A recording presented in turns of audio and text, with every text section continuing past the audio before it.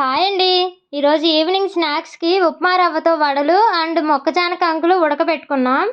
కంకులైతే మనకి తెలిసిందే ఉడకబెట్టుకొని తినేయొచ్చు. బట్ ఈ ఉప్మా రవ్వతో వడలు చేసుకొని తినడం అనేది ఇంటర్నెట్‌లో ట్రెండింగ్‌గా ఉంది. సరే మేము కూడా ఒకసారి ట్రై చేద్దాం అని చెప్పి ఈ ఉప్మా రవ్వతో వడలైతే ట్రై చేశాం. మాకైతే చాలా పర్ఫెక్ట్‌గా వచ్చాయి. ఫస్ట్ టైం కదా చేయడం, ఈ వడలు ఇరిగిపోతాయేమో అని చెప్పి మేమైతే టెన్షన్ పడ్డాం. కానీ ఈ వడలు కరకరలాడుతూ చాలా బాగున్నాయి. ఒకసారి మీరు కూడా ట్రై చేయండి. మీకెలా వచ్చాయో మాకైతే కామెంట్ చేసేయండి. ఉప్మా రవ్వతో వడలు ఎలా చేయాలో ఇప్పుడు చూసేద్దాం. ముందుగా స్టవ్ ఆన్ చేసి బాండలు పెట్టుకొని ఒక 2 గ్లాసులు వాటర్ అయితే వేసుకోవాలి. ఆ వాటర్లో ఉప్మా రవ్వకి సరిపడగా కొంచెం సాల్ట్, ముందుగా కట్ చేసి పెట్టుకున్న పచ్చిమిర్చి అండ్ కొత్తిమీర వేసి తెర్లిపోయేలా బాగా మరగనిచ్చుకోవాలి.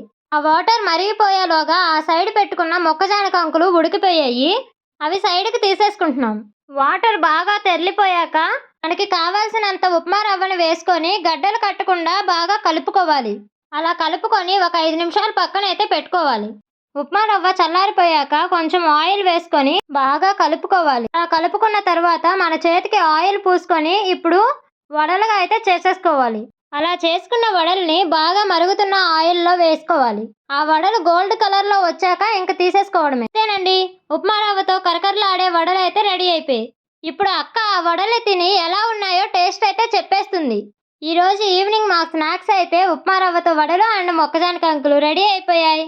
మా వీడియో మీకు నచ్చితే లైక్ చేసి సబ్స్క్రైబ్ చేసుకోండి. Okay, bye bye.